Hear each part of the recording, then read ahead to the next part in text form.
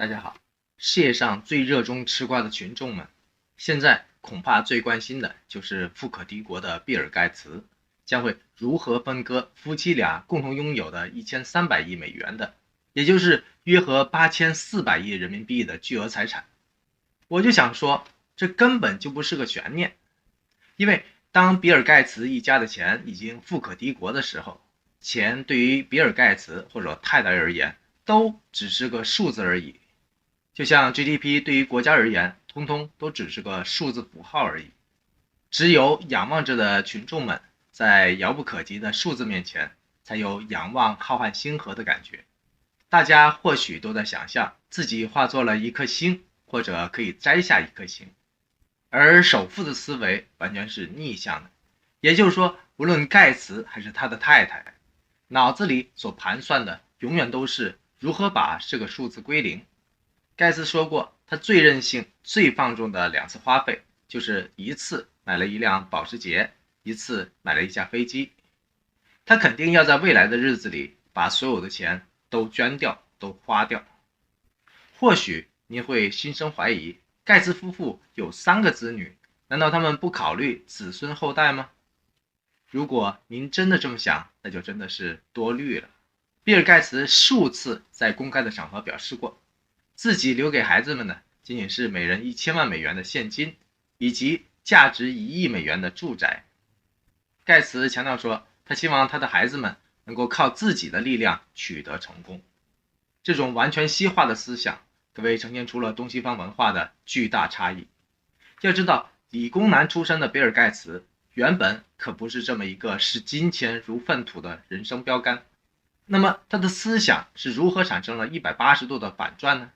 很简单，因为他的身边有一个智商同样拔群、情商非比寻常的智慧妇人。早在1987年，22岁的梅琳达进入了微软，成为了市场部的经理，也同时成为了理工男公司唯一一个女性。漂亮的她，仅仅是因为一次出差，就强烈吸引了比尔盖茨的注意力。才貌双全的她，更通过自己过人的智慧，跟高智商的比尔盖茨首度擦出了火花。于是乎，靓丽抢眼的梅琳达便开始多次的在地下停车场被有心的比尔盖茨偶遇了，让彼此的爱火开始熊熊燃烧起来。因此，智慧夫人的先决条件当然就是智慧，而非花瓶。因为美貌的保质期很短，而智慧的保质期无限。更重要的是，美貌所杀出的火花只能照亮一晚，智慧所杀出的火花可以照亮一生。无疑，梅琳达的智慧不仅照亮了她的人生，更照亮了比尔盖茨以及他的家庭、他的事业。为什么我会这么说呢？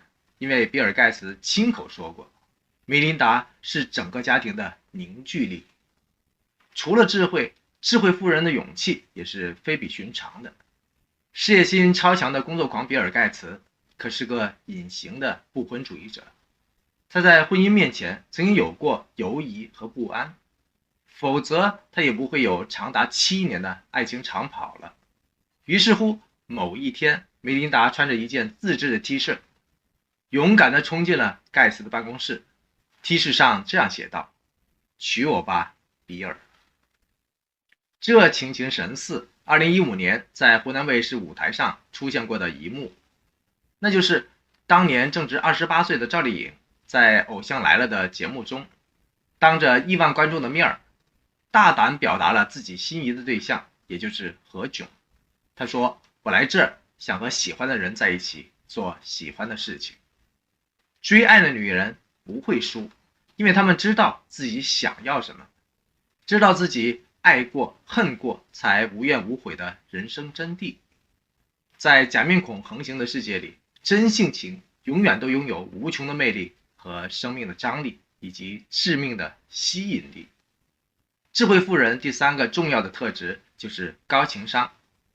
梅琳达之所以能够成为盖茨口中家庭唯一的凝聚力，是因为她完全理解盖茨的工作性质和工作热情，也明白孩子们成长过程中的情感的需要，所以他懂得善用所有的机会，让父母和孩子之间的沟通亲密无间，畅通无阻。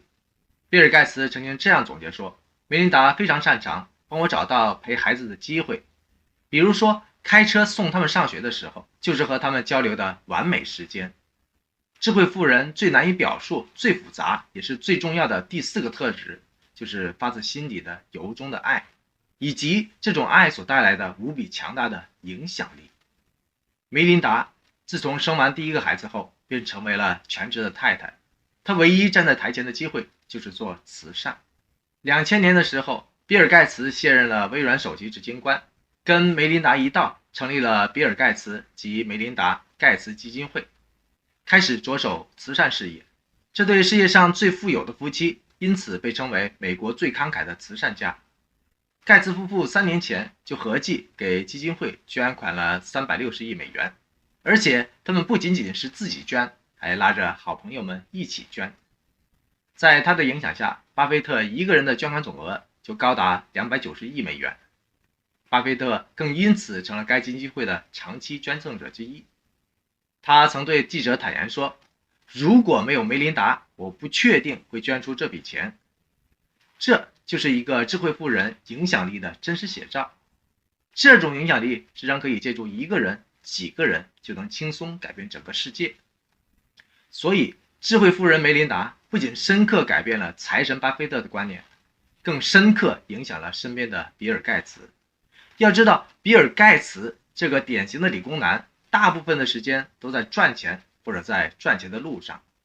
就是因为智慧夫人梅琳达的缘故，让盖茨的性格彻底的改观了，变成了一个开放、包容、亲和、极具同情心的人。智慧夫人梅琳达以前是个爱心超级爆棚的全球健康与女性平等的积极倡导者，以后更会是个冲在最前线的勇士，最才德的妇人。如果你想知道更多智慧妇人的故事，甚至更多关于赵丽颖的心路感言、励志趣事，欢迎您在评论区中踊跃留言建言，无人的欢迎，非常的感谢。